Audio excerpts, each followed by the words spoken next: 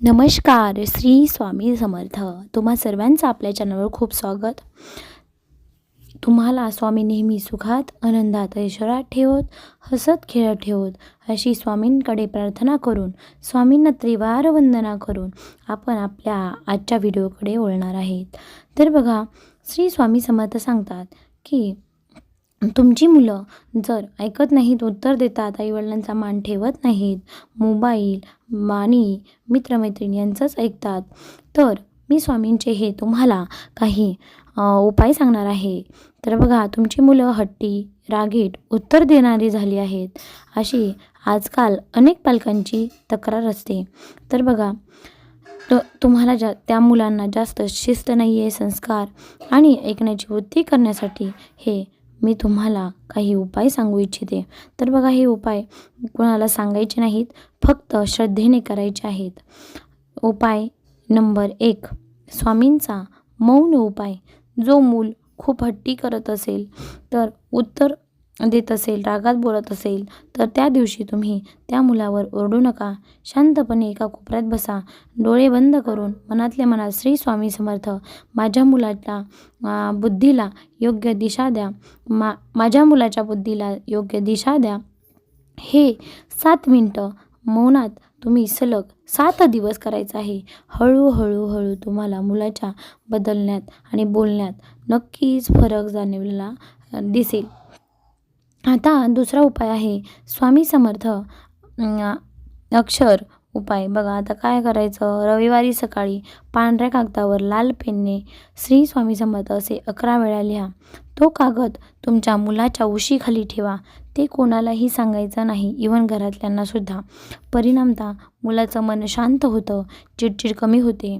आता उपाय तिसरा आहे पाणी उपाय. आईने हा उपाय करायचा आहे, दुसऱ्या कोणीही केलेला चालणार नाही.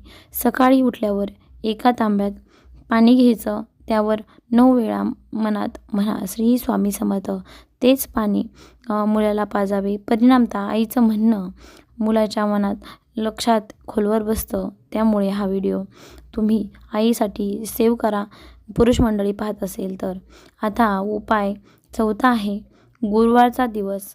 या दिवशी काय करायचं, संध्याकाळी पिवळ्या रंगाचा दिवा लावा, हळद किंवा पिवळी फुले अर्पण करा, हात जोडून म्हणा स्वामी समर्था, माझ्या मुलाला योग्य संस्कार द्या.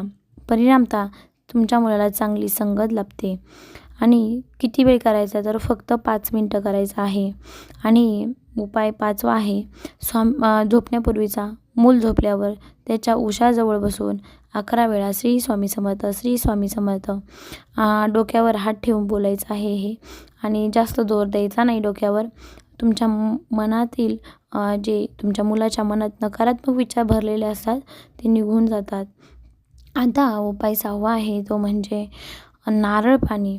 जर मूल खूप ऐकतच नसेल तर एक नारळ घ्या, त्यावर स्वामींचे नाव लिहा, स्वामींचा फोटोसमोर ठेवा.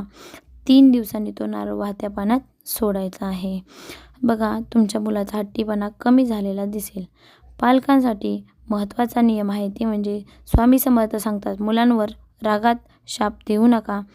तू काही कामाचा नाही असे शब्द वापरू नका. तू काही कामाचा नाही आहेस असे शब्द वापरलेस तर पालकांचे आशीर्वाद ही शाप बनतात. त्यामुळे तुम्ही काळजीपूर्वक बोला. आता पुढचा उपाय आहे, तो म्हणजे झाडाचा आशीर्वाद. मंगळवार आणि गुरुवार कोणत्याही दिवशी झाडाजवळ उभे राहा आणि डोळे बंद करून श्री स्वामी समर्थ, माझ्या मुलाचा हट्टीपणा कमी होऊ दे, आणि झाडाला हलके स्पर्श करा. 5 मिनटं शांत उभे राहा. मुलाच्या मनातील तणाव कमी होतो. आता 9वा उपाय आहे, तो म्हणजे मिठाचा. शुक्रवारी रात्री एका वाटीत मोठं मीठ घ्यायचं आहे, ते मुलाच्या खोलीत ठेवा. सकाळी ते मीठ पाण्यात विरघळून टाका.